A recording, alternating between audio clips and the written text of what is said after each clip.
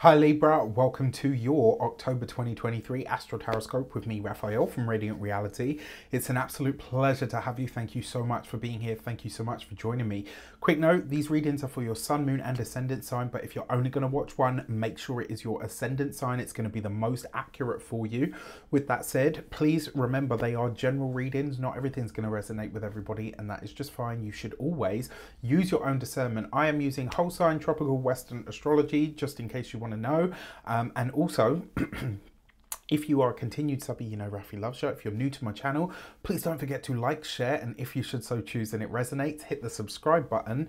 And also remember that your weekly tarot scopes are up and out there once more. They are back, so you can check those out, and they will be released every single week from Thursday onwards. All right, so before we start, as always, I would like to bless my decks of cards with all forms of love, light, peace, prosperity and abundance, and I pray that the messages that come through are ultimately clear and concise and they help you on your path to your highest vibrational good.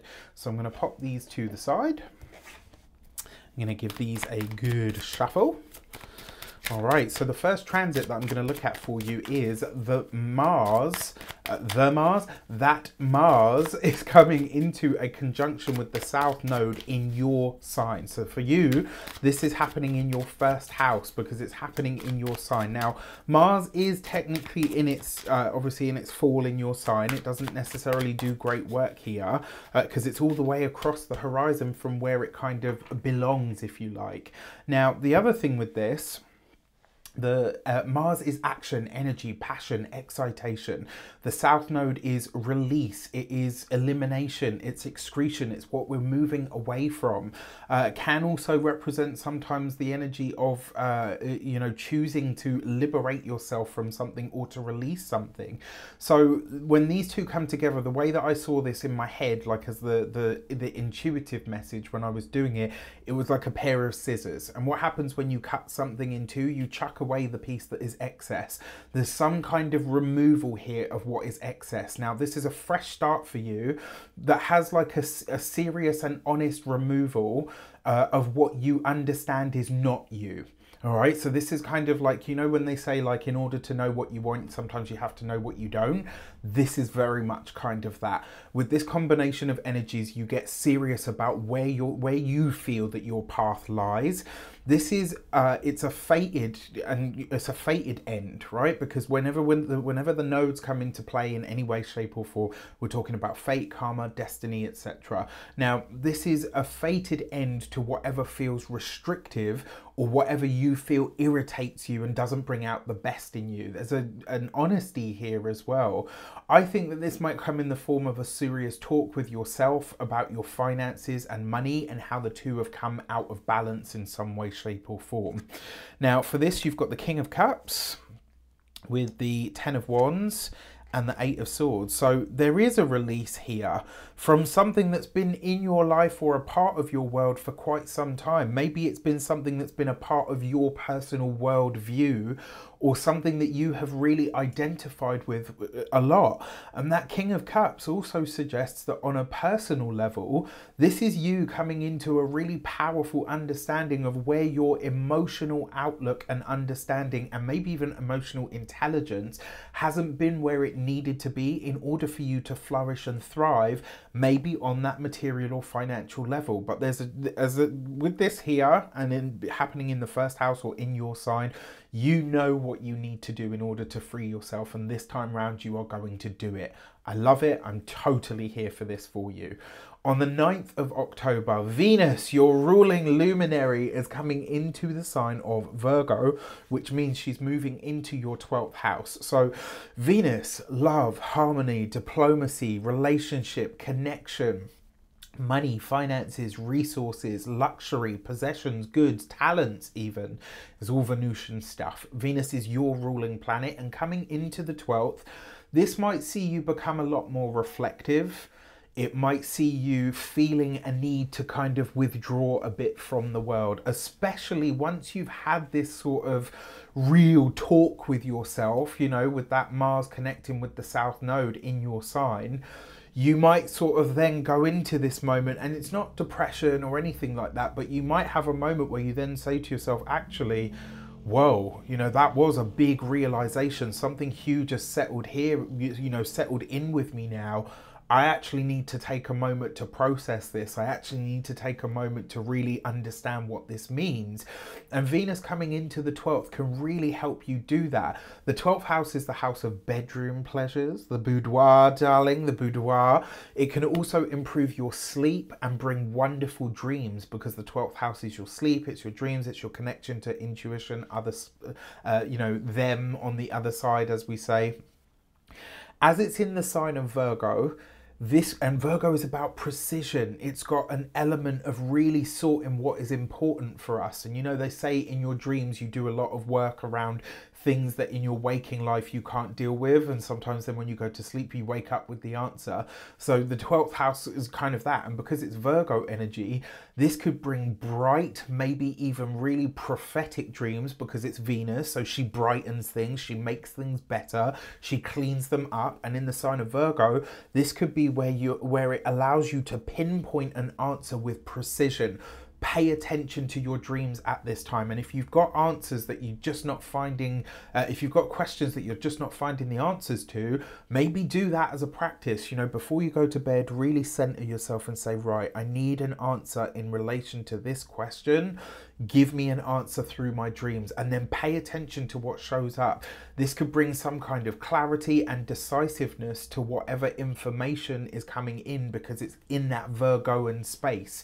It could also mean that you end up having to work on someone's behalf in some way, because the 12th house is very much about self-sacrifice, but you're happy to do it. And because it's Venus, your ruler, it suggests that a gift for past deeds that you've already done might show up for you, because Venus is gifts. So you've got the Tower with the Three of Swords, okay, and the Devil card. So the 12th house has also been called the space of hidden enemies. That's one way that you can see this. It's also been called the house of self-sabotage. 12th house doesn't have great associations, I got to be honest. With this here, there's two ways that this will show up for you. One, you come into, like, you get a really clear, stark understanding of, well, holy crap, I've been shooting myself in the foot all this time by doing this thing, or holding on to this idea. Or it's like you suddenly become very, very aware of your own patterns. You basically get into and understand your own bullshit, okay? Like, and we all have it. We all have these moments where we wake up one day and we're like, damn, I need to stop that. That's like a really bad, you know, flaw of mine, or it's a character trait that I actually don't like about myself or whatever. And this isn't an excuse for you to beat yourself up. It is, however, you seeing something in really stark clarity where you're like, ugh, yeah, I don't like that, and actually it needs to go. That's one way this could show up. Another way this potentially shows up, the Tower card with the Three of Swords can sometimes represent death. You know, and we're talking of the physical kind. If this is the case, I really hope it's not I touch wood, and I really hope it's not the case. It won't be for all of you, and you'll know by what I'm about to say to you. If you know somebody that is an addict and has struggled with addiction a lot in their life and has been on and off again on the wagon, I'm sorry to say there's a potential that the addiction finally gets the better of this person. That's the really heavy side of it. Now, if this person reaches out to you, calls you, I want to get clean this time, I want to do it, I've had enough, and maybe you've heard it 1,000 times before, maybe you've tried to help them before and it never takes. This will be the time that it does, all right? If there's too much water under the bridge, you are under no obligation to take that upon yourself, all right? People are going to do whatever they're going to do at the end of the day. The other thing that I will say with this as well, it's quite possible that this person, you know, that's like the really heavy end of it, is that they passed due to, you know, overdosing or whatever the case might be. Or maybe they, you know, like with alcoholics, a lot of them don't die from the alcohol, they die from the accidents that happened because they were drunk. One time too many, right? This could also be that someone that you know that has had that kind of journey maybe goes through, you know, like they come close and it gets really hairy and it shits the life out of them to say, right, you know what, I'm going to get help. And the 12th house is a self-sacrificing house. This might be the thing that you end up having to work on somebody else's behalf for, where you're just like, you know what, no one else is going to do this. I will step in to look after this person. On the 12th of October, Mars is going to come into the sign of Scorpio, which for you is the second house of money, finances, resources, self-esteem, personal esteem, how you feel about yourself. Mars is the energy of action, energy, passion, excitation. It really ramps things up a gear. So Mars coming into its own sign is very strong. In the second house, it could see you getting really proactive about making money, about really bringing more finances into your situation. It can also see you being a bit more spendthrift, so you want to watch out for that, because it brings energy to wherever it goes. Now, it's a really good time for you to set yourself a new financial target or goal, because you'll have the energy to really start it strong. That's what you'll be doing. It also suggests that, yet again, money and finances and partnerships really do need to be looked at or observed in some way, because they potentially cause a problem. There's something in this as well, like seeking resolution. So you will need to listen sort of very deeply, both to yourself, but also to the other party. So if there's a lot of conversations around money at this time, listen to what's being said and make sure you also get your point across. For this, you've got the Lovers card with the Seven of Wands and, okay, the Wheel of Fortune. So there's a need to defend a choice here of some sort. Interestingly enough, that person who has the addiction, their addiction may be linked to gambling in some way. You know, and that could be from putting money on horses to see if they can make it all back, right through to, you know, they get in the ring and, you know, go in for bare knuckle boxing, or, you know, street racing or whatever. It could be all, you know, any of the above, basically. Just an interesting observation. The Lovers card with the Seven of Wands, that's you needing to defend a choice. But with the Wheel of Fortune here, once you've kind of outlined it and really held or stuck to your guns, you won't need to do it again, because someone else will come in to back you up, probably an authority figure of some sort. But there is a shift and change in that finance sector, which I think will be very welcome for a lot of you, especially in this current economic climate, right? On the last transit that I want to look at, on the 24th of October, the moon is going to conjunct Saturn, and both of these are going to come into an exact trine. This is happening with the Pisces stuff for you, is happening in your 6th house of day-to-day work, you know, your habits, your routines, your rituals, your physical body, your physical health and vitality is found here as well. The 2nd house, where all of that Scorpio stuff is, which is the Scorpio will be the Sun at 0 degrees and Mercury at 3 degrees. This is the 2nd house and the 6th house coming together. So your work and your finances and how the two impact each other. Your own physical health and vitality might be a little bit more to the forefront at this time, especially because you've got Saturn there, but it's conjunct the moon, and the moon is the body.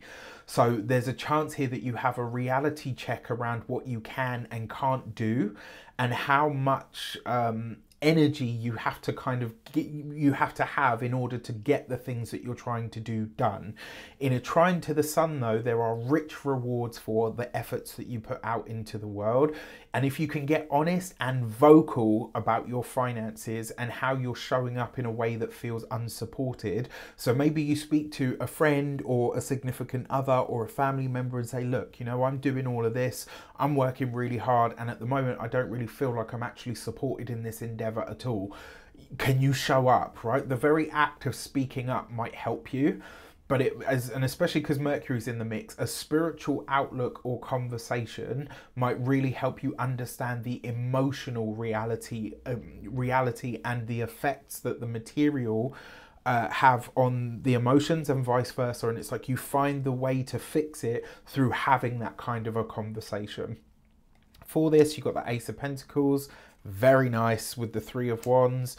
That is a new, and the Six of Pentacles. That's an investor. That is you speculating to accumulate, you really trying to envision some new direction that is going to open up your finances or your resources. And there's help coming in, right? That Six of Pentacles is help, support on a material level with the Three of Wands with a personal project or business idea. And it's like by you being really vocal and actually speaking up, the resources that you need, the Ace of Pentacles, will find their way to you. So I love this for you. I actually think that, you know, that around the 24th, that's going to be very nice for you. Probably actually one of the better sort of experiences with that transit than I've seen for a lot of the signs.